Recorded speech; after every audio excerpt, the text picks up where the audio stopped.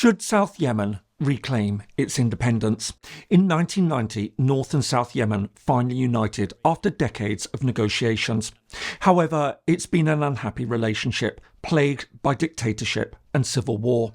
Meanwhile, as Houthi militants consolidate their position in the north, there are calls for the south to regain its lost statehood.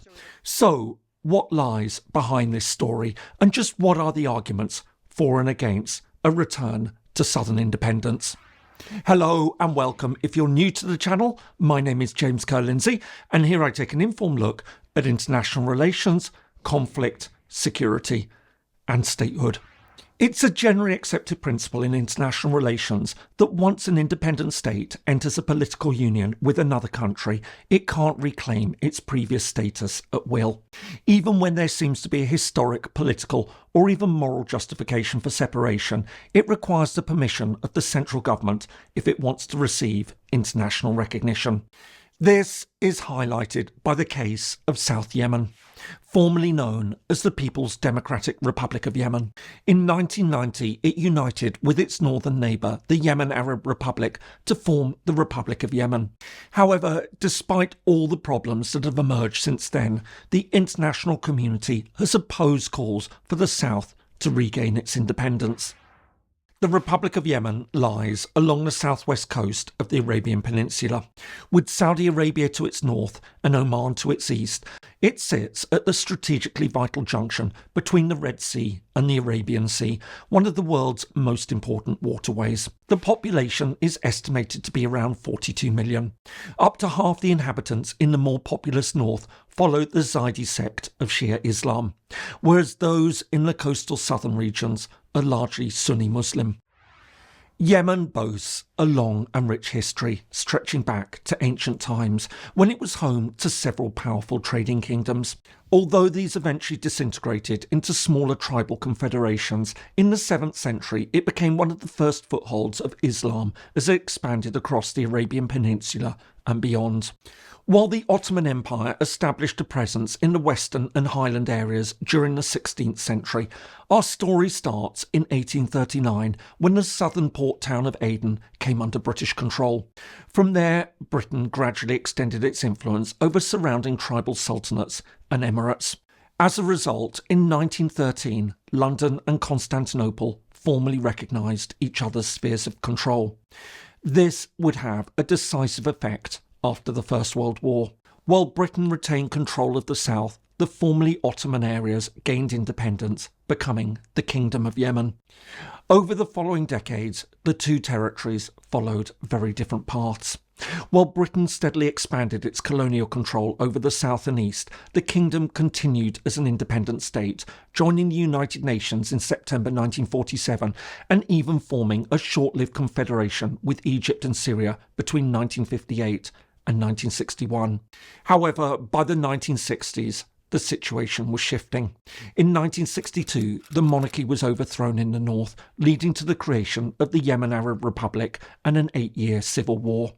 Meanwhile, following an anti-colonial uprising in the south, Britain eventually relinquished control, and on the 30th of November 1967, the People's Republic of South Yemen became independent. From the start, there were calls for the two countries to unite. This was driven by several factors. First of all, North Yemen, the kingdom and its republican successor, regarded the 1913 partition as illegitimate, envisaging the creation of a Greater Yemen that would not only include the parts that had been under British rule, but also areas in neighbouring Saudi Arabia. In addition, unification had a widespread appeal. Despite their differences, many in the north and south believed in a single Yemeni identity, as highlighted by the fact that the south incorporated the name Yemen when it gained independence from Britain. But despite all this, hopes for a quick unification process were soon shattered. 2 years after gaining independence, the South fell under communist rule, becoming the People's Democratic Republic of Yemen, the Middle East's only Marxist state. Although the sides remained committed to unification, tensions steadily grew, leading to border conflicts in 1972 and 1979. Although talk of unification continued in the 1980s, ultimately it was driven by the end of the Cold War. As the impoverished South lost its support from the Soviet Union, the North grappled with escalating economic issues of its own. As a result, the sides initiated new talks in April 1988, leading to a constitution the following November. And on the 22nd of May 1990, the two countries ceased to exist and a new state emerged, the Republic of Yemen. While unification was initially welcomed, problems soon emerged. From the start, the more populous and prosperous North dominated the Union under the continued rule of Ali Abdullah Saleh, who'd been the Northern president since the late 1970s. As a result, just 3 years after unification, the South rebelled, declaring independence in May 1994. But while the uprising was quickly crushed, it marked the start of a quest to regain southern statehood. This would gain wider traction in 2007 when a new insurgent group, the Southern Movement, emerged to reclaim the South's independence. Ultimately, the critical turning point came in 2011 with the outbreak of the Arab Spring. As widespread protests broke out in Tunisia, Egypt and Syria, mass demonstrations also erupted in Yemen. At first, Saleh tried to hold on to power.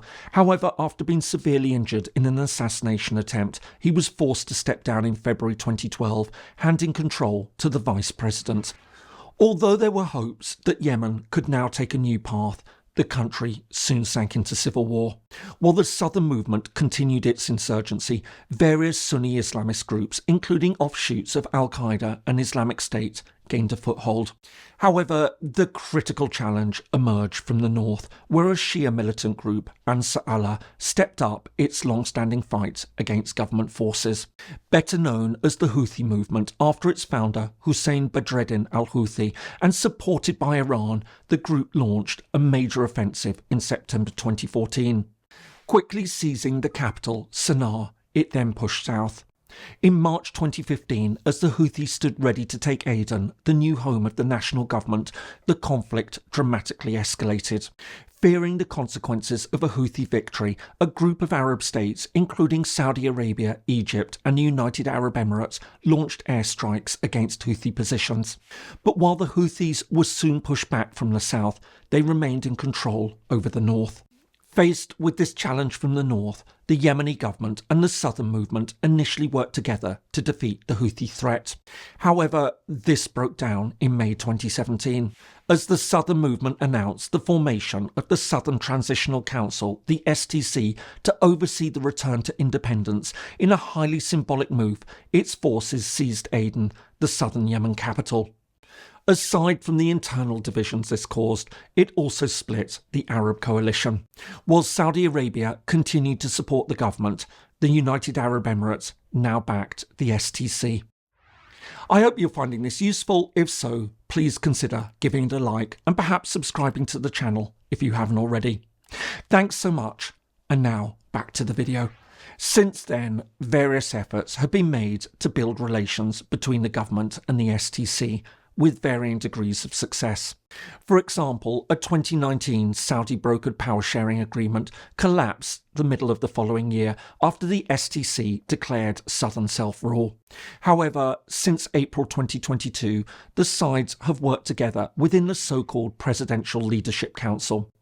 But while the STC leader, Idris al-Zubaydi, now serves as the country's vice president and the STC has increased its power within the Presidential Council, the call for southern independence continues and shows no sign of disappearing.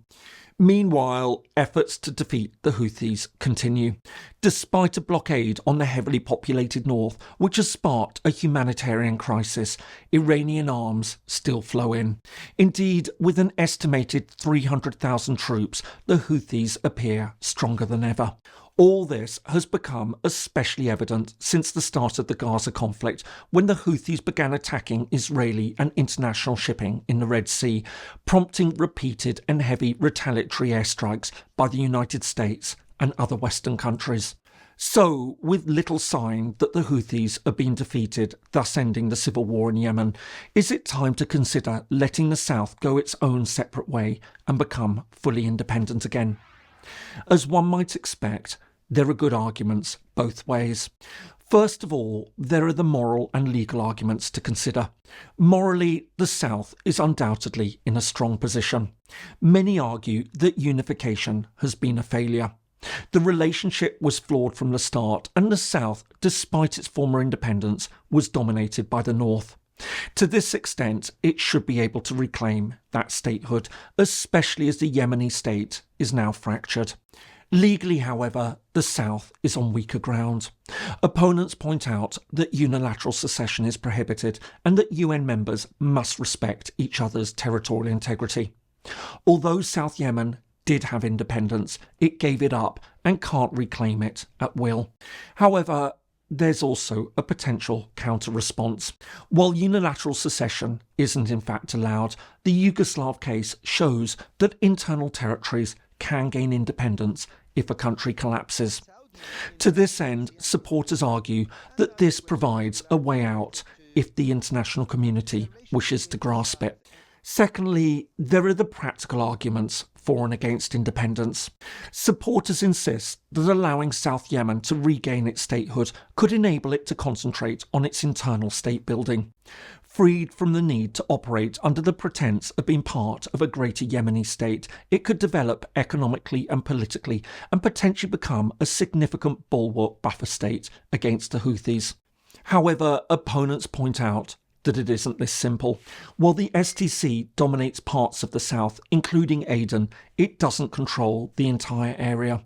Large portions are held by forces aligned with the Yemeni government, as well as other militias. In this sense, even if the south became independent, it would still be divided and caught up in a civil war. More to the point, with Saudi Arabia still supporting the government and the UAE standing behind the STC, this would further exacerbate regional tensions. And this brings us to the third and perhaps most critical point. Recognising southern independence would create a potentially far greater problem.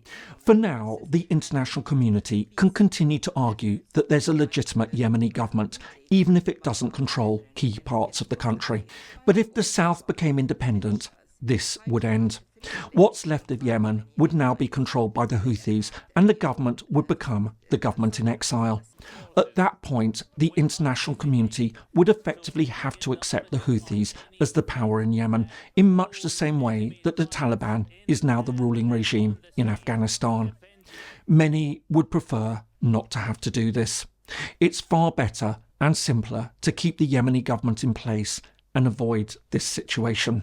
And it's for all these reasons that while the South certainly has a strong historic, moral, political and potentially legal argument for reclaiming independence, it appears that the international community would prefer to keep things as they are, at least for now. I hope you found that interesting. If so, here are some more videos that you might find useful. Thanks so much for watching, and see you in the next video.